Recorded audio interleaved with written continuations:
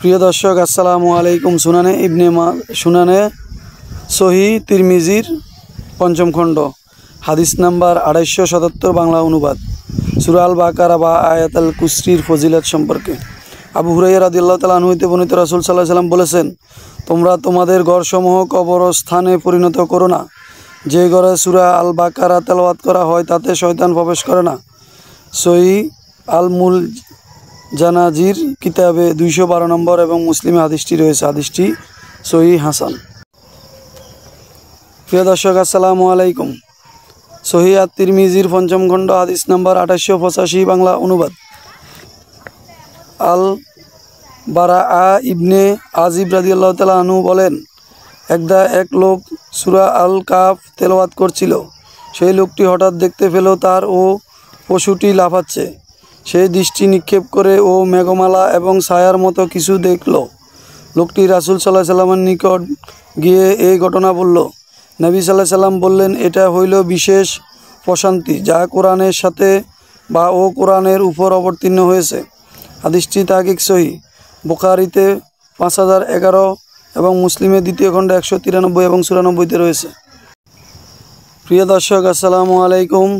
সহি আত তিরমিজির পঞ্চম খণ্ড, হাদিস নাম্বার ২৮৮৪ বাংলা অনুবাদ। মুহাম্মদ ইবনে ইসমাইল হুমাইদি হইতে বর্ণনা করেন যে, আব্দুল্লাহ ইবনে মাসউদ রাদিয়াল্লাহু তাআলা আনহু বর্ণিত হাদিস, আসমান জমিনের মধ্যে আয়াতুল কুরসির চাইতে মহান আর কোনো কিছুই আল্লাহ তাআলা সৃষ্টি করেননি। এর ব্যাখ্যায় সুফিয়ান ইবনে উনাইনা বলেন, আয়াতুল কুরসি হলো আল্লাহ তাআলার কালাম, আর আল্লাহ তাআলার কালাম তো নিঃসন্দেহে আসমান জমিনের সকল সৃষ্টির চাইতে মহান। হাদিসটি সহি। প্রিয় দর্শক, আসসালামু আলাইকুম। সহি আত তিরমিজির পঞ্চম খণ্ড, হাদিস নাম্বার ২৮৮৩ বাংলা অনুবাদ।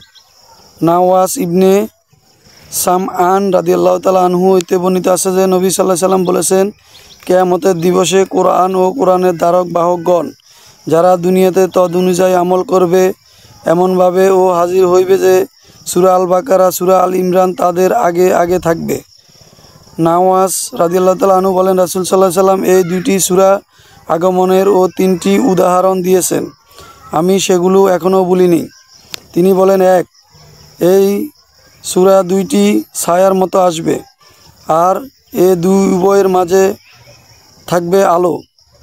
২. অথবা এই দুটি কালো মেঘ খণ্ডের ন্যায়। ৩. অথবা ডানা বিস্তার করে ছায়াদানকারী ফাঁকির ন্যায় আসবে এবং তাদের সাথে সাথীর পক্ষ থেকে বিতর্ক করবে আল্লাহ তাআলার সাথে। হাদিসটি সহি মুসলিমের দ্বিতীয় খণ্ডে হাদিস নাম্বার ১৯৭-তে রয়েছে। প্রিয় দর্শক, আসসালামু আলাইকুম।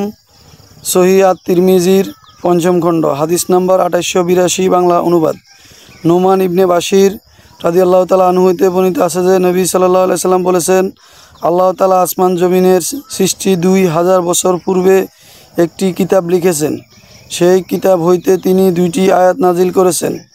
সেই ২টি আয়াতের মাধ্যমে সূরা আল বাকারা সমাপ্ত করেছে। যে ঘরে ৩ রাত এই ২টি আয়াত তেলাওয়াত করা হয়, শয়তান সেই ঘরের নিকট আসতে পারে না। হাদিসটি সহি। রাউজুন নাজির কিতাবে ৮৮৮, তারিকুর রাগিব কিতাবে দ্বিতীয় খণ্ডে ২১৯, মিশকাতে হাদিসটি ২১৪৫ নম্বর রয়েছে। প্রিয় দর্শক, আসসালামু আলাইকুম। সহি আত তিরমিজির পঞ্চম খণ্ড, হাদিস নাম্বার ২৮৮১ বাংলা অনুবাদ।